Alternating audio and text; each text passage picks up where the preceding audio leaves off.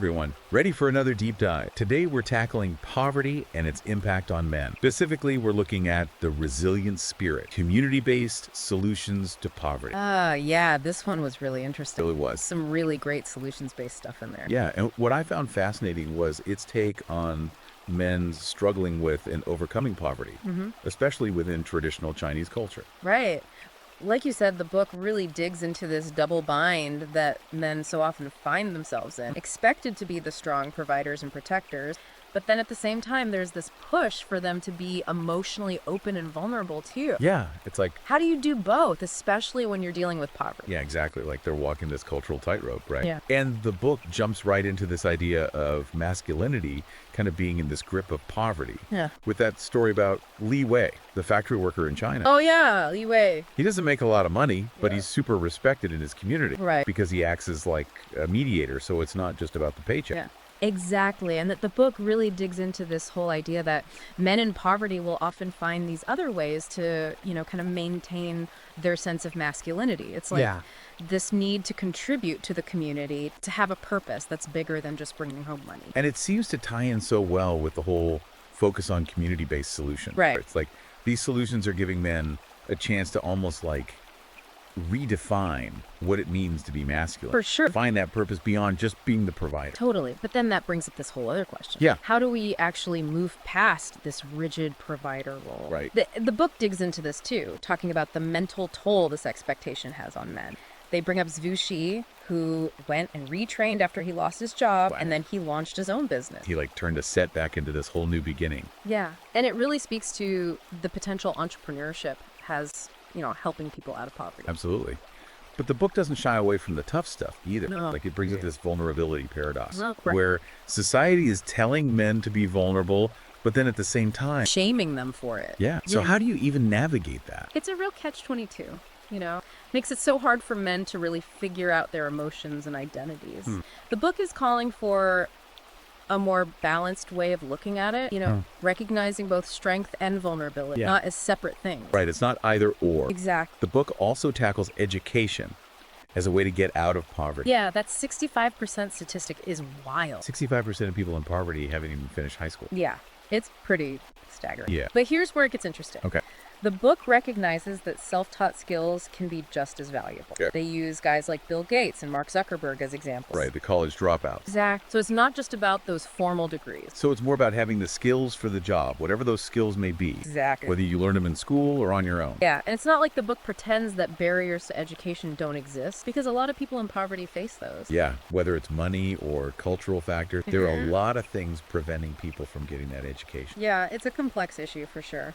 Now, the book also looks at the struggles women in poverty have to deal with. Yeah, and that double bind they face, expected to contribute financially, but also be the primary caregiver. Right, and it's a constant juggle. It is. Which really impacts them financially, but also their mental well-being. Absolutely. And so often their contributions to the community just go unnoticed. Even though they already have fewer opportunities. It's like they're set up to fail almost. Yeah, the book really emphasizes how this forces women into these tough choices that men don't have to make. Yeah, it's a very different experience for women. Now, shifting gears a bit, Okay. the book highlights all these successful community-based initiatives. Oh yeah, those are great. There's that story about Michael who took it upon himself to address the lack of opportunity. Oh yeah, what did he do again? He organized job fairs and even set up training programs to teach people technical skills. Right. The book argues that initiatives like these aren't just temporary fixes. No, they have real lasting power. Yeah, they give people the tools and resources they need to empower themselves. Yeah, and it creates jobs. And ultimately leads to healthier communities. Exactly. It's all about collaboration. The book says, governments, communities, individuals all working together. Yeah, because poverty isn't a one-size-fits-all problem. No, definitely not. So you need those diverse solutions to tackle it. For sure. And the book also looks at the role of technology in all of this. Yeah, technology is a big one. Right.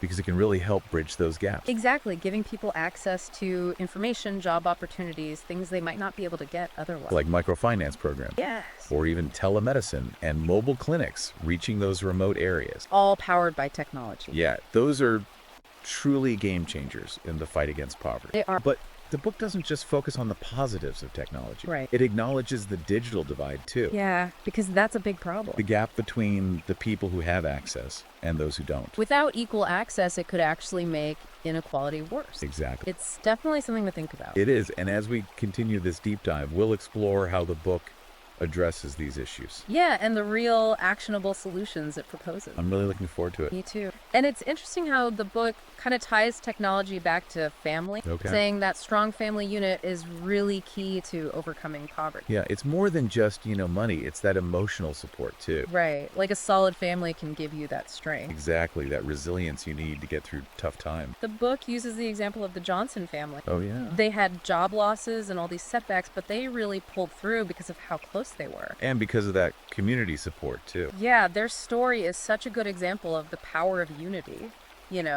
that we're in this together attitude. Yeah, they weathered the storm because they had each other. And the book also points out that the way a family works, the dynamics can really affect whether they can break free from poverty. That makes sense. Like families that communicate openly, support each other's dreams, work through problems as a team, those families have a much better chance of escaping poverty. It's not just about one person's effort. Right. It's about that collective square. Working towards a shared goal. Now, this is where things get a little controversial. Right. The book dives into toxic masculinity, but it kind of challenges the way we usually think about it. Okay. Saying that the term is often used to shame men, take away their strengths. So it's like they're saying there's a difference between behavior that's actually harmful and the natural instincts men have. Exactly. Like strength and assertiveness, those are not bad things in themselves. It's how you use them. Exactly.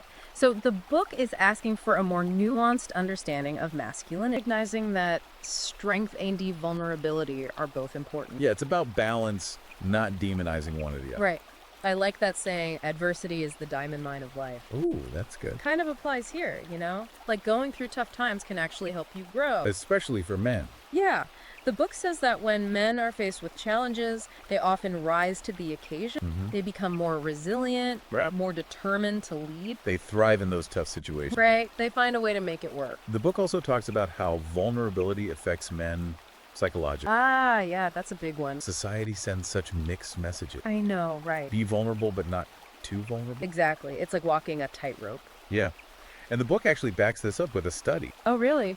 Yeah, it found that men are 4 times less likely to seek help for emotional issues compared to women. Wow, that's huge. It is. Right. It shows you how much these expectations really affect men. And the book seems to be advocating for this more balanced approach, encouraging men to embrace vulnerability as a source of strength. Without losing their masculine identity. Exactly. It's not about denying your emotion. Right. It's about integrating them into who you are. It makes you think about how limiting those rigid definitions of masculinity can be. They really are. And the book shares the story about a guy who lost his job during the recession. Okay. Instead of giving up, he decided to retrain in a whole new field. Wow. And then he started his own business. That's amazing. He took control and basically redefined what success meant for him. And speaking of redefining things, the book also dives into education as a way to escape poverty. Yeah, we talked about that 65% statistic earlier. Right, but it goes even deeper than that. It's not just about getting a formal education. Exactly. They use examples like Mark Zuckerberg and Bill Gates. The college dropouts who built these massive companies. Exactly. It's about having the right skills, whether you learn them in school or on your own. Yeah, it's about having the right tools for the job. And the book actually makes a case for the trade. Like you can't become a plumber or electrician just by reading a book. Yeah, you need those hands-on skills. Exactly. And those jobs are in high demand right now. They are. It's a good reminder that there are many different ways to be intelligent. Yeah. And that success doesn't always require a college degree. But the book is also realistic about the fact that a lot of people in poverty face huge barriers when it comes to education. Yeah. There's the lack of resources. Control factor. Even things like health and nutrition. It all plays a role. It's a reminder that access to education isn't a given for everyone. And that we need to fix those systemic problems if we want to empower people through education. Exactly. Now, the book also takes a look at the economic systems that contribute to poverty. Okay. Like globalization. Yeah, globalization is a double-edged sword. Right. It promises this level playing field. But it often leads to exploitation. Yeah, especially in developing countries. The book uses the example of the apparel industry. Okay. A lot of the clothes we wear are made in countries with really low wages. Right. Which might seem like a good thing on the surface. Yeah, cheaper clothes for everyone. But it often means workers are being exploited. And it keeps those countries trapped in poverty. Yeah. It's a reminder that the benefits of globalization aren't always shared equally. And that those cheap goods and services often have hidden costs. The book also criticizes some economic policies, saying that they've actually widened the gap between the rich and the poor. Okay. They talk about the hukou system in China, Yeah. which makes it hard for rural residents to move to cities and access services. It's like these policies were intended to boost the economy, but they end up hurting certain groups. Exactly. And the book is calling for a more mindful approach to economic development. One that focuses on fairness and equality. Right. Now, the book also gets into the role of religion and spirituality in dealing with poverty. Oh, that's an interesting one. It acknowledges that faith can be a source of hope and comfort during tough times. But Absolutely. it also raises some important questions.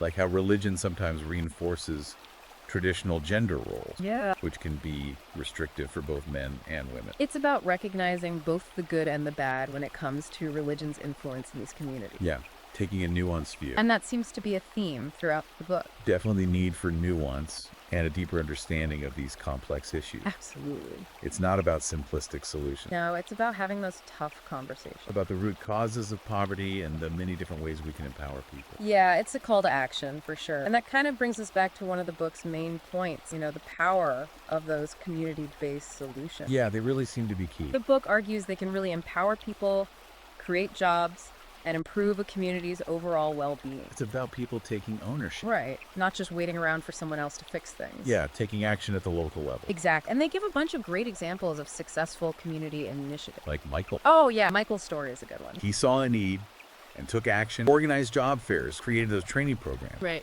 Just goes to show, one person can make a difference. For sure. It's like that ripple effect, Yeah. And the book talks about the importance of those community networks, too. Yeah, that support system can be so important, especially when you're struggling. Exactly. They share that story about the single dad Oh, who was yeah. having a hard time providing for his family. And he found so much support in this network of other single parents. Yeah, it's a good reminder that you don't have to go through tough times alone. Exactly. Talking about it, sharing your experiences can make a huge difference. And speaking of support, the book also gets into mentorship. Oh, yeah. Mentorship is huge. Right, because a mentor can give you guidance, open doors. They share a story about this guy named Robert who wanted to be a software engineer. Okay. But he didn't know anyone in the tech world. Right, it's all about who you know. Exactly. So he joined this coding boot camp and he met these mentors who helped him develop his skills and navigate the industry. That's great. And the best part is after Robert became successful, he became a mentor himself. Ah, that's awesome. Yeah, helping other young people from his community break the cycle of poverty. Paying it forward. Exactly. Because the book is really celebrating these community solutions, Yeah. but it also recognizes that individual action is super important. Right. You can't just rely on others. Exactly, and they talk about the power of positive thinking. Oh, that's interesting. Not just,